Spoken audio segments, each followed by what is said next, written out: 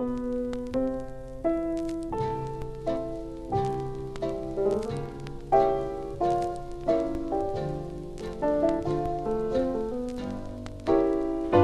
everyone, welcome to the Prepping Pug. Today I wanted to do a really quick video.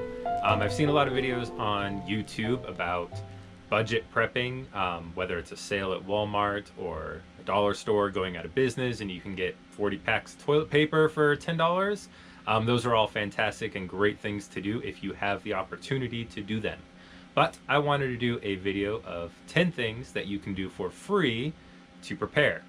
The first thing, budget. Doesn't cost you anything to go over your finances, see how much expendable income you have that you can put towards preparing. Whether it's, buying an extra couple cans when you go to the grocery store or a new scope for 338 Lapua. Either way, you need to know your budget and what you can spend comfortably on your prepping so that you don't put yourself into your own self-made shift scenario. The second thing you can do is research a skill on YouTube. It doesn't cost you anything to sit down and watch someone do something that you don't know how to do. Take in mind that doesn't make you an expert on it, but you can get multiple people's point of view and experiences on a skill or a trade or a hobby, and you can learn something. All right, number 3 is teach your kids a new skill. If you have kids like I do, teaching them stuff is a great way for you to practice and for them to become more prepared, whether that's knowing how to start a fire or field dress a deer. All right, number 4, go camping. If you have the gear, it doesn't cost you anything but the time you take away from your work to go camping. This is a great place for you to practice the skills that you've been learning. It's also a great place to teach your kids new skills. So, all kind of ties together. On to number 5, inventory. Take an inventory of the preps you have. It does you no good to be preparing for something if you don't know how much of something you have. How much food do you have? How much ammo do you have? How much water do you have? How many filters for your water filters do you have? It's really good time to take an inventory and see what areas of your preparations you need to focus on. Number 6. Go a day without running water. This is more of a personal challenge to yourself, but it's a great way to see how much water you will need to be prepared by going a day without running water.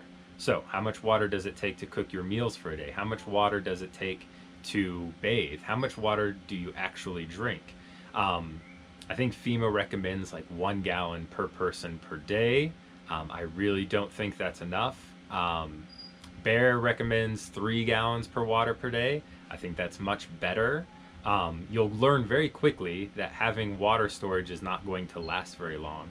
So you need to be considering how you're going to collect and purify water when your short-term supply runs out. Number 7 is first aid class. You can check with your local college or university if they provide any first aid classes. Also, the Red Cross usually provides a lot of free first aid classes if you live near a decent-sized city. There's also a lot of stuff online you can research on this, but going to a class is going to be far more beneficial, and most of the time they are free.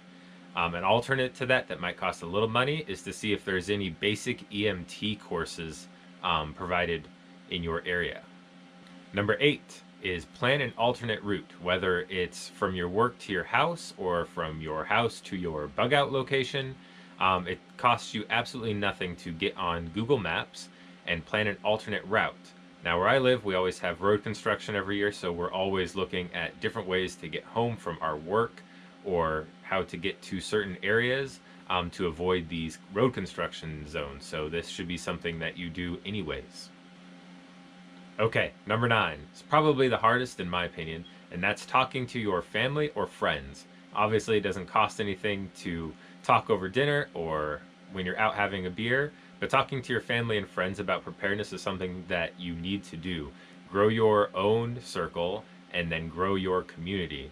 Doesn't cost you anything, but it can be uncomfortable to do. There's a ton of videos online you should watch about how to get people involved in prepping.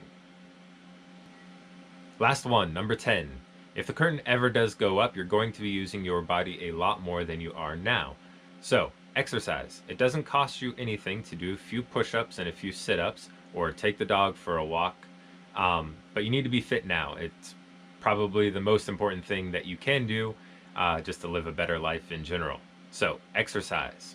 Anyways, I hope you guys all enjoyed this video. If you have something you'd like to add to our list, comment below. And if you enjoy our videos, please subscribe to our channel. Thank you very much for joining us here at the Prepping Pug. And remember, live your life today and be prepared for tomorrow.